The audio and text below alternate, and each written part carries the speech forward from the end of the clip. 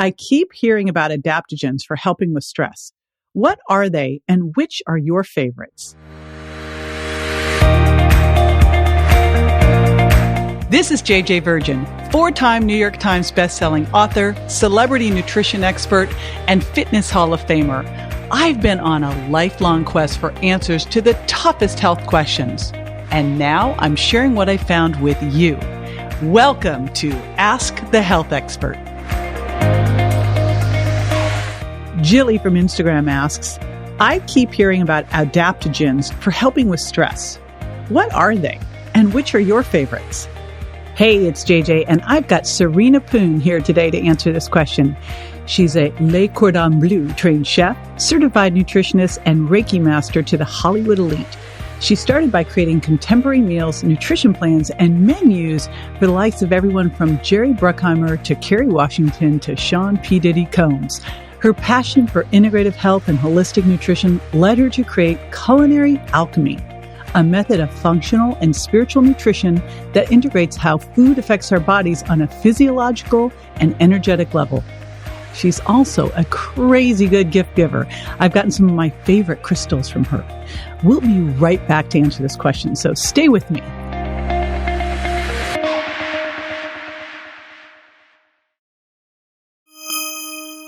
I love adaptogens. They are an absolute wonderful source of natural therapeutics.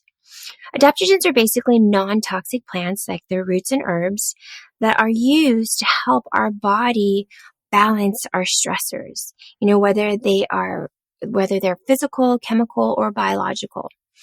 And these herbs and roots have been used for centuries in Chinese and Ayurvedic healing traditions, but they're kind of basically getting a lot more traction now. They're much more mainstream and popular today, which I love because I've been using adaptogens for many, many years. And it's amazing that it's getting more attention and that people are so much more open to incorporating it into their lifestyles, into their diet, and just like their healing protocols. So something like holy basil. It can be eaten as part of a meal. It can be consumed as a tea. It can be consumed as a supplement. So that's one of the amazing things about adaptogens, is that you can take it in different forms, which is great because some people don't like supplements. Some people prefer to not have to taste, an herb that may have a very specific flavor. So there's so many different ways that you can incorporate adaptogens into your diet. But when you do take them, think of it as if you are training your body to handle the effects of stress. This is because the plants are interacting with the hypothalamic pituitary adrenal axis, the HPA, and the sympathoadrenal system, which are both involved in the body's response to stress.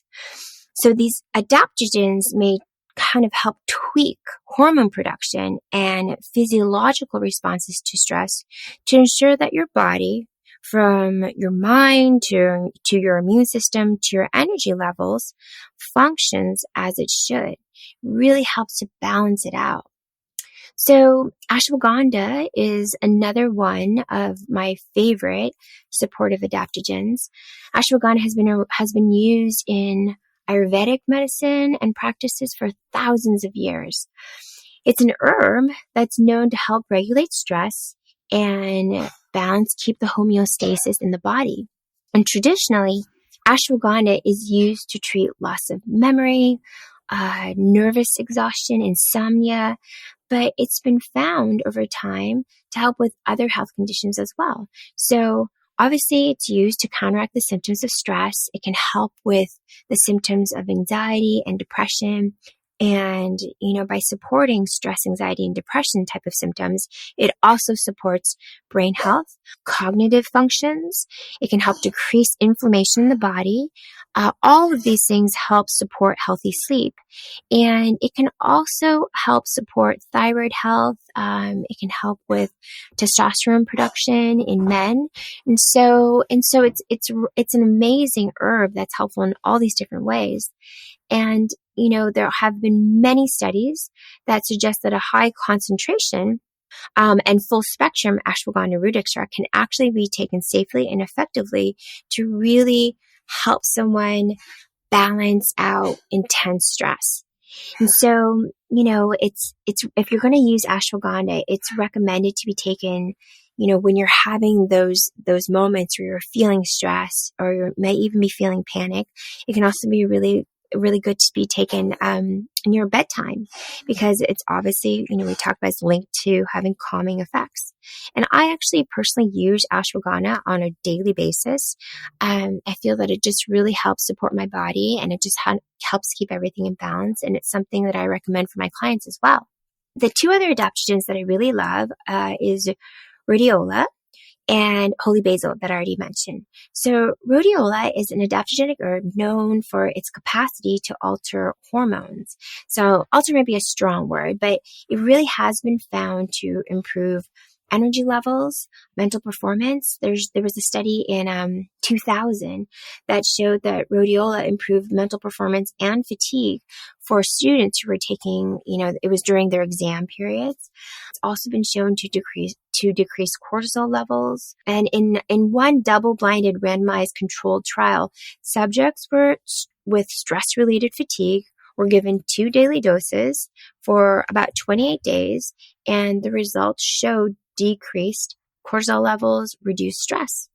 So, when you're taking these type of supplements, it's really important to take a look at the labels very carefully, make sure that you're getting a clean, organic product that doesn't have a lot of other additives in it. And so that is one of my favorites. And another one would be holy basil that I'd already mentioned a couple times. And holy basil is a leaf it's not your typical basil plant that you find, on like your pizza or people use in cooking. It also has another name. It's also known as tulsi. So you might often see tulsi rose tea. And this plant is native to Southeast Asia. It's been shown to have, great improvements for cognitive function. It helps with cortisol levels. It can help with cognition enhancing for some people. That there was a study, I think it was in 2015, 2016, where participants were given about 300 grams of holy basil for 30 days. And the researchers found that it really helped to enhance brain health. So I feel that it's most effective taken as a supplement, but you can also take it, supplement in like a tincture form, or you can do it in a capsule or pill form. But I really do love that tulsi tea that's often paired with rose. It's just very comforting, very healing, and very relaxing. This is JJ with Ask the Health Expert. I do this 5 times a week, so make sure you never miss a show by going to subscribetojj.com.